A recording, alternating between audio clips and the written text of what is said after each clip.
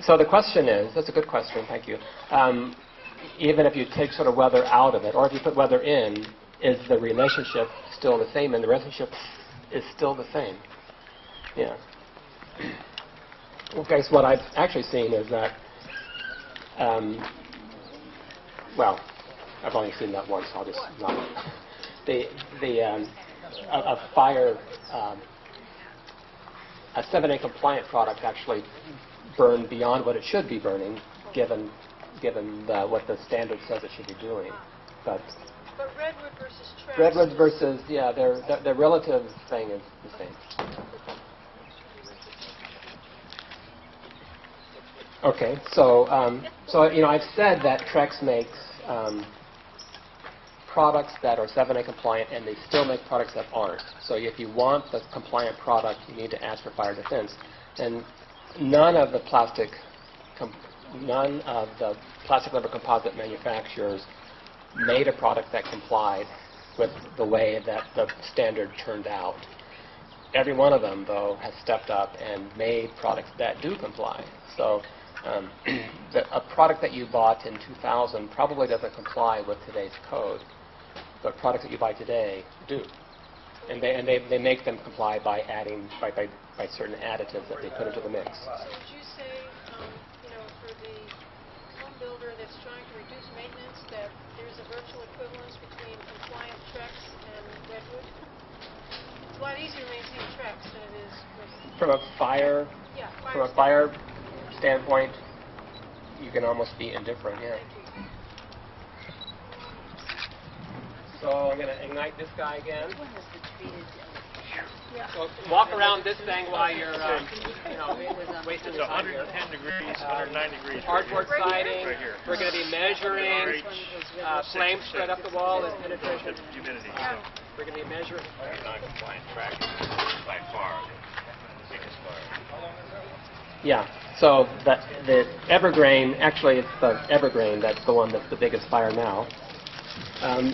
The wall here, hardboard siding, I'm touching now, no sheathing behind, so maybe you might expect penetration at the lap joint to be pretty quick. And then the side next to Max has sheathing, so the siding is applied to sheathing, so we'll be able to observe differences in penetration time. Perhaps flames put up the wall will be about the same. Is it still hardboard on this side? The exterior siding is the same. So it's hardboard applied to studs or hardboard applied to sheathing.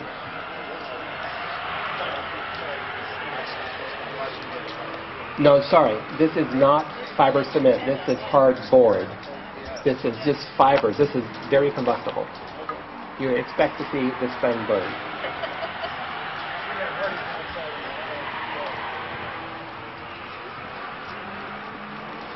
While Steve ignites his brands for the siding material, I'd like to mention that one of the reasons that it's important to continue watching how these brands eventually do or do not ignite the decks is that there's a very good chance that such a brand could be on your deck at your house when you're not there and a firefighter's not there.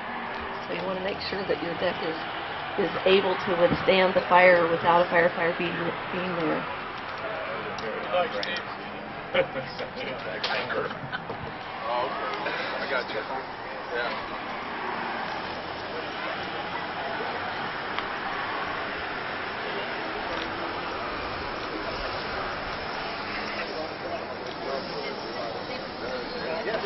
Watch the things at the backside better to get it going.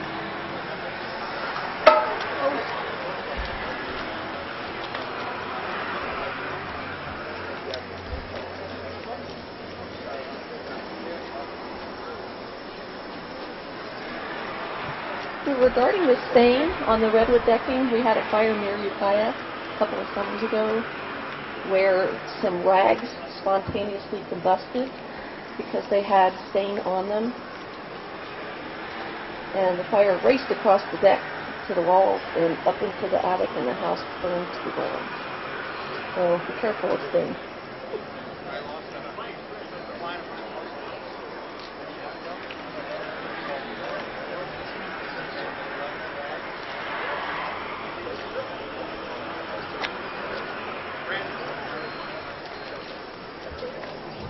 So update, redwood, still the fires in the gap, between board gap.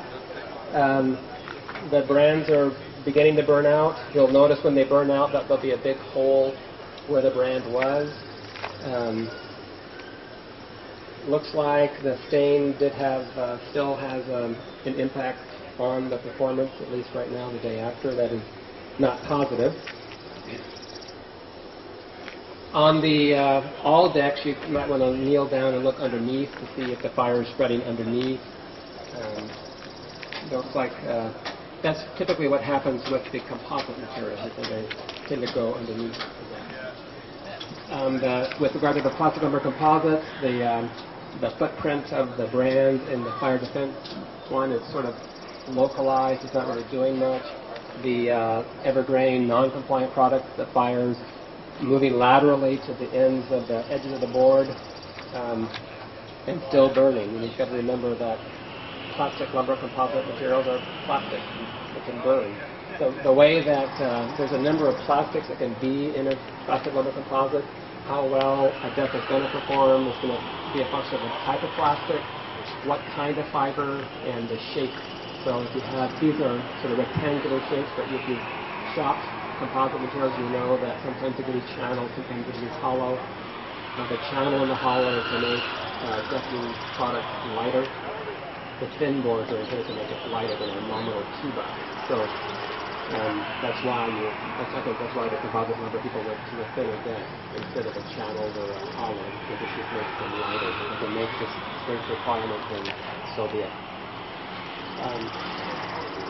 That's where we are.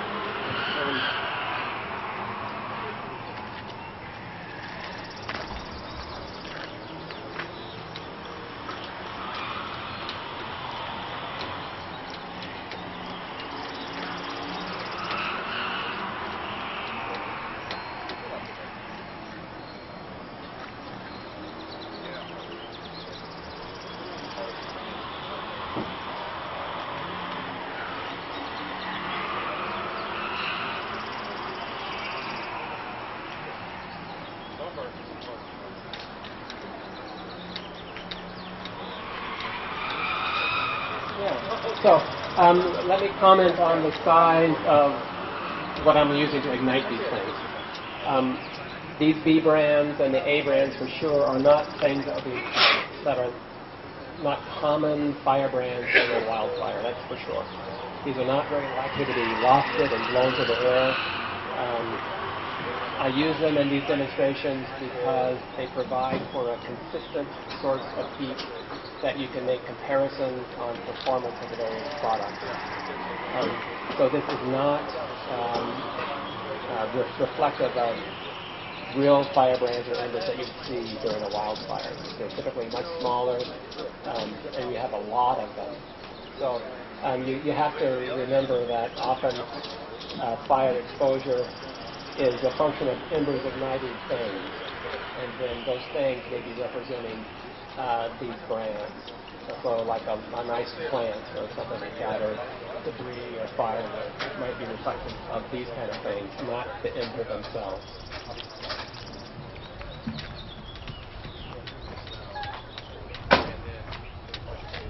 What's our timing now on plastic? 17 minutes and 20 seconds. So 17 minutes, so 17 and a half minutes on the plastic.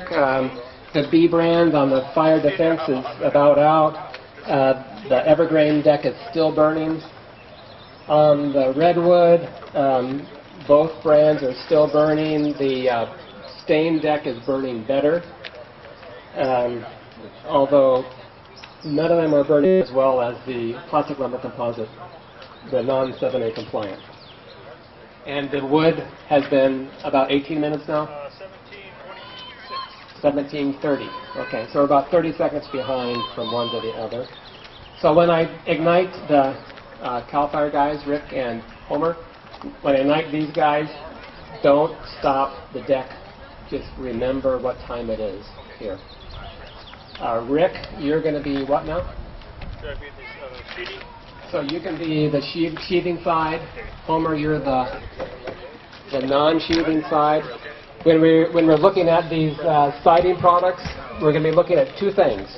Okay, we're looking at ease of ignition. Well, three things: ease of ignition of the siding product. These are very combustible siding products, so you expect them to ignite.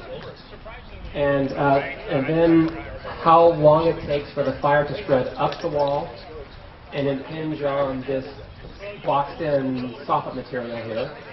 And if it does that, does it burn through? This is an exterior fire retardant treated piece of plywood, so maybe it should provide some resistance.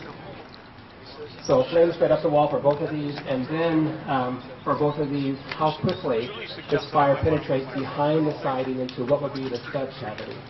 So this one that doesn't have the sheathing, you might expect it to be quicker than the one that has I'm going to move my truck out so he that's doesn't going to be the clear out thing the we're looking for. You don't want to... Maybe. We may have a conflagration here.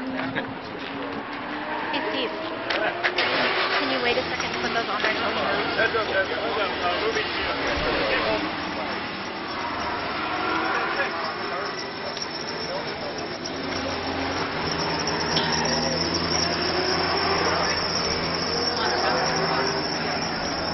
Are you ready? Here we go.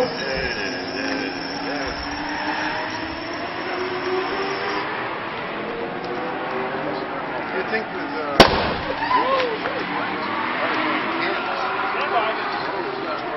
exciting? You think that gas prices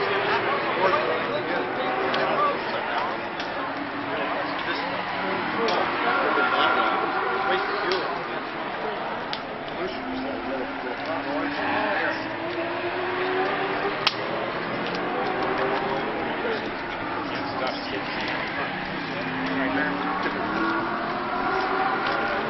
Flame spread up the wall, fire penetrating behind the siding.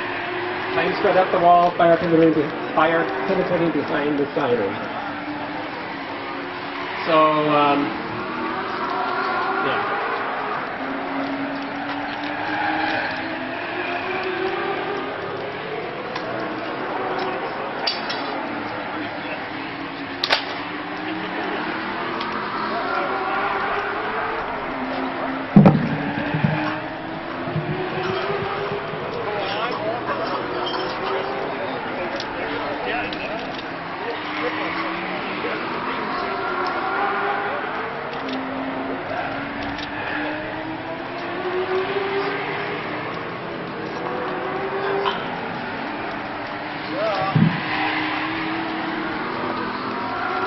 So back to the decks.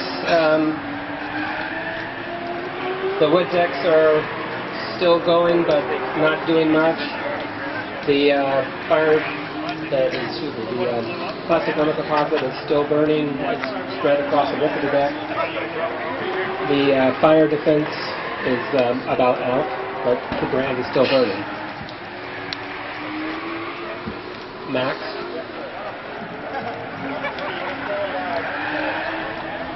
So we have two A brands burning on the siding. The siding without the both sides.